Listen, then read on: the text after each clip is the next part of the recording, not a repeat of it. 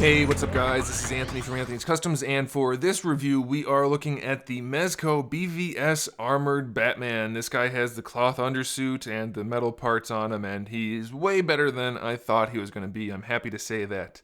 You guys know I have taken a fairly firm stance on being against these 1/12 Mezco figures with the cloth on them. I think they look goofy in most cases, not all cases, but in most they have the very Mego vibe with the cloth, but this one is especially well done. And the DKR version was also very well done. So maybe the line's not so bad, it's just it's not my thing personally. So anyway, let's get him off the stand and take a closer look. This guy stands just about 17.5 centimeters, which makes him just about 7 inches. He's actually just shy of 7 inches. Let me check that. Yeah, that's about right. Close enough. And he's very heavy. He does have some die cast on him, and it's a very solid figure for being one of these 1/12 scale figures. Does have the soft goods underneath the armor, which looks pretty good. I think they did a good job getting that texture and everything in there. It does seem a little bit, I don't know. It seems a little odd, but it's for the most part, it's really well done. He does have odd proportions underneath the armor, but because of the armor, it kind of hides it, so I think that's okay for this particular figure. The cape is, for the most part, really well done. The material is kind of thick. It's a little bit out of scale looking, which is my biggest gripe with the cloth on this scale. It's almost impossible to make it look right.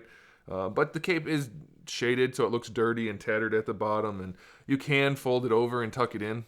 So if you're a little bit worried about how bulky it is, you can hide it for the most part, and you should be okay with that. I think that's okay for the most part. Okay, so before we get into the figure anymore, let's talk accessories. We have a whole bunch of them. We have 2 fist hands that come on him in the package, 2 gripping hands, 2 modified gripping hands for various accessories, 1 trigger finger hand, and then 2 open hands. We have his grapnel gun with 1 regular grapnel thing that you can just put in the end of it, and then 1 that has actual rope connected to it, so that's pretty cool. We have his grenade launcher with a cloth strap. That looks fantastic. We have 2 grenades. They do fit in the barrel, though I can't really see that being beneficial because you wouldn't do it that way, but they do fit. We do have his die-cast kryptonite spear with the clear plastic on the end, so that looks really cool. We have a display stand with the BVS logo and an acrylic upright with a clip for him. And then we have this secondary clip that holds these bendable wires with more clips on them for the cape. It's kind of a pain in the ass to use, and it's very hard to use without breaking it, but it can be done. I'm not going to do it because this is not my figure and I don't want to risk breaking that acrylic clip, but it can be used to hold the cape in a dynamic pose. That's totally up to you though.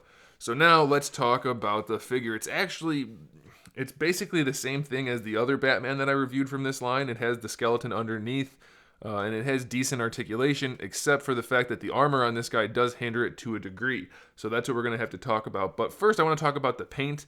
It's really nice. The armor has a very nice worn look without looking overly shaded or anything like that. I feel like they maybe could have handled the scratch marks a little bit better, but it's not bad. It looks okay. The face looks good. It's a nice color. I'm very happy with it. One of my favorite features, if not the most absolute favorite feature of this particular figure, it might make up for all the problems. I don't know. That's going to be up to you. It's a little awkwardly implemented, but his eyes light up and it's done very well. So the awkwardness is that you have to pop the head off, which is kind of strange, and then there's a switch in there. So you can flip that switch, and it's going to be a surprise because I want you guys to see it once it's on the figure. The eyes light up really, really well. I know you can't see that well right now because I had to have some lights on, but the way they did it, it's great. It's like a nice frosted white plastic, and it's a very bright light. It looks great. It looks just like in the movie. It's fantastic. Absolutely love the way they made the eyes light up. So if that's going to teeter you on your decision to buy this figure, let it, because it's pretty awesome. If you like the rest of the figure, then obviously that's a bonus. And if you don't, it may make up for it. That's how I feel about it. Looks really, really cool. Okay, so the head is on a single ball peg. It moves around pretty well. It leans up a little bit, but his floating chest piece does block it from going too far back. He can look down a little bit. He can lean from side to side, so that's nice for posing in full rotation, so it's pretty good. I'm okay with that. This piece is completely detached, by the way, so it'll move around as you pose the figure. For the shoulder, we have the ball peg that connects the shoulder to the body, so the whole shoulder can move around. Then it's just a ball hinge on top of that. However, this piece can bump into this piece, but you can see he gets pretty good range still, almost all the way out to the side, so that's all right. You have a bicep swivel in there, and that'll work some, but again, the shoulder's going to bump into the chest, so unless you have the arm straight out, you're not going to be able to use it too much. But it works pretty well. I'm surprised at the effectiveness of the armor and the articulation until we get down to the elbow. I'm not sure if the elbow is a single or a double, but out here, it's only a single. And since the armor is connected to the arm, that's all you get.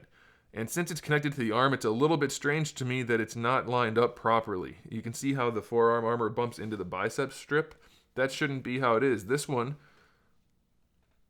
lines up evenly, but the other one does not. So I'm not sure what's up with that. It's not ideal. You can't rotate it because this is a fixed piece where the hinge is. So that's a little strange.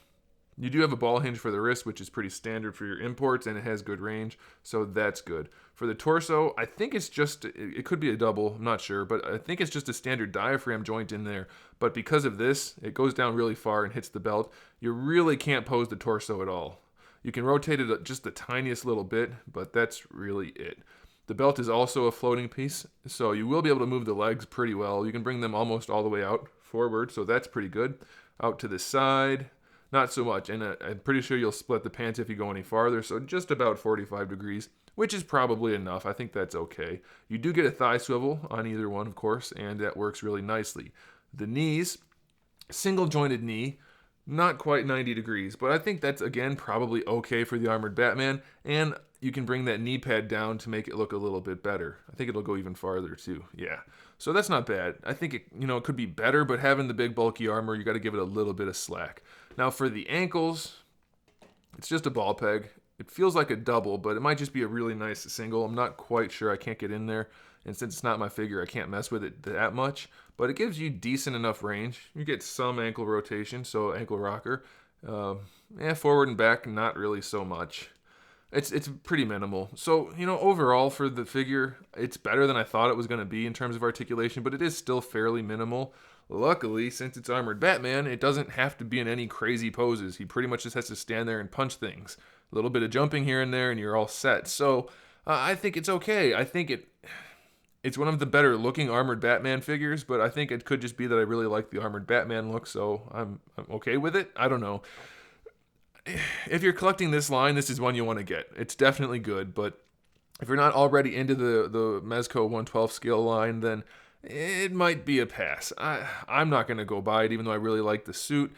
It's just not my cup of tea, and the limitations just kind of kill it for me, and the price point. I'm not saying it's overpriced, but for me, it's not really what I want to pay for what you get. So that's my take on it. It's going to be a really subjective thing. It depends on what kind of styles you prefer. For me, it's just not my thing, but objectively, it's pretty good overall. So there it is, guys. Thanks for watching. Make sure you subscribe to the channel. I have new videos up every single day. We talk about action figures, movies, TV shows, video games, all kinds of fun stuff. So make sure you come back for that. And in the meantime, keep collecting.